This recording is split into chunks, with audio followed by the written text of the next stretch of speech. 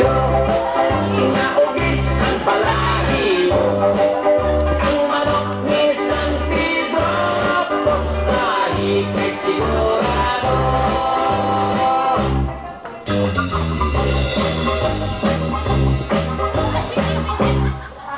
Si Esteban Indaon, i-order sa mga bons. Pagsaka niya sa langit, si San Pedro na ibulong. Ay wala pa sa panahon, di pa balik, di pa ay siya return. May manok pang di pa balon, si San Pedro. Alright, on stage, Mr. Sam, Mr. Vincent, ating suporta lang po. Ang siyang garong ng Esteban, may dalang na Alright, ayan po, si Pulgoso, nanangatay. Si Pulgoso po yan. Ogito sa pulangan, si Ogis di kaintapan. Di puno, di one by one, mga kontraway daghanan. Ang manok ni San Pedro, nga ugis ang balahibo. Ang manok ni San Pedro, postahi kay sigurado. Alright. Ang kabus na kalita adunahan, manok di alimahan sa lapit daw milaan. Sa ulitada di man galing ito'y manok ni San Pedro nga nang hawod sa bulangan.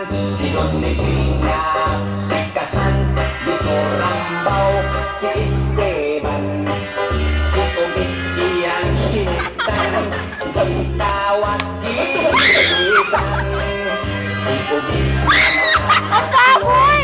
Nidapit lang gihapon, Nitiban na iyang agalon, si Don Bigil Cordoy noon.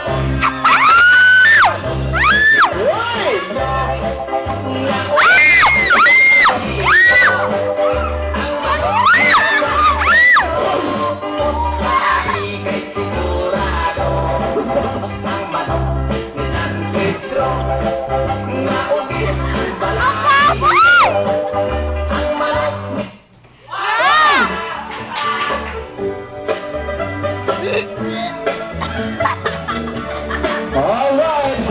Sila pa rin yan. Nasusuka. When Philippines was discovered by Magellan, they were sailing day and night. Alright, on stage, Mr. Tato at si Pulgoso. Ayan po. Magellan landed in Limasawa at noon. Grabe, sino tapos sila People nagpipil pa? they welcome on the shore. They did not understand this thing yung ginagawa, because kasiratin at waray-waray man. When Magellan landed in Cebu City, Raha kumapag him, they were very happy. All people were baptized under the Church of Christ, and that's the beginning of our Catholic life.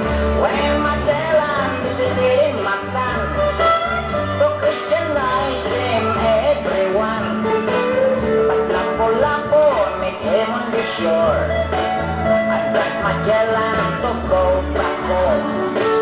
Then Magellan Alright. Why? Alam na po, binagsak na ang maliwagang bakit.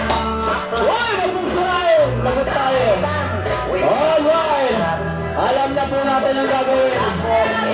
Kung sakaling lumapit, ayaw na naman po natin. On the spot na ngayon, walang practice siya. Kumangki po practice, di ba? Alright, maraming salamat po. Ayan na po. Lumalapit na.